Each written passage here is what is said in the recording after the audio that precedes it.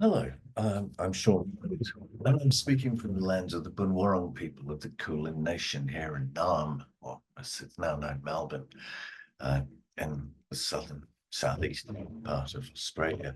Living in a settler colony shapes how I've been thinking about my writing, and the topic that I'm working on, which is 3 books about aesthetic politics.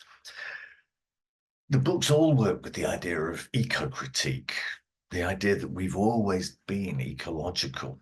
We breathe, we metabolize, we've always been part of the world. At the same time, we've always been technological, but we've always defined our humanity as if it was something apart, neither nature nor mechanical. So what I take as most important for eco-critique is the idea of an encounter. In fact, the fact of encountering things, events, practices, human and non-human. The 3 titles of the 3 books reflect a very Western tradition, honestly. Truth came out in 2022. Good is scheduled for April or May 25. Then I'll be working on beauty. Truth had 4 chapters about aesthetic tools for chasing after truth, like realism, data visualization, and glitch. Good also had 4 chapters based on scales of personal good, interpersonal good, what's good for all of us, and what happens when we try for a good that includes technologies and ecologies.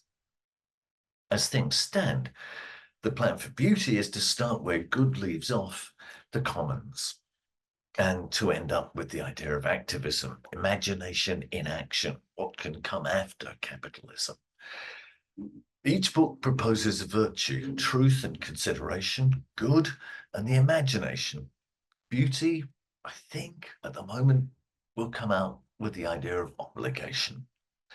What makes these things hang together is the challenge of putting aesthetics and politics together. Political aesthetics is a relatively easy one to do, but it's a fairly limited field. Once you've talked about Bertolt Brecht, Sergei Eisenstein, and Margaret Atwood, you're beginning to get the general idea. But what could make politics, eco-politics, into something aesthetic? A major part of my answer is technologies can. Marx described machines as dead labor. And I learned very early on from Indigenous friends and colleagues that what we speak about when we speak of the dead is we're talking about ancestors. Technologies bridge the human and the inhuman, the living and the dead. But we keep them, we keep our ancestors under strict control and fear them. As today, for example, we fear AI. Meanwhile, we keep nature under our thumb, but in the Anthropocene, we also fear it. So learning from indigenous traditions where natural forces are called gods, I found myself asking why and how humans became so estranged from their gods and their ancestors, and what might happen if we saw them not as strangers and enemies, but as integral to humanity.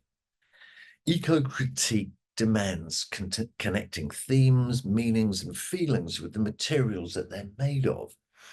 It rests on the premise that really humans are inextricably tangled up with the ecologies and technologies that inhabit us as much as we inhabit them. But we also know that we're alienated from them historically. Aesthetics and politics occur at the border between materials and meanings, between the planetary metabolism and the history that tears us away from it. Aesthetic politics is a friction between aesthetics and politics.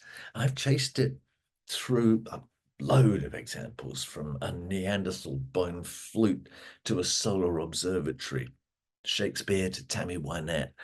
I wanted it to be interesting and exciting to read, as exciting to read as it has been for me to write.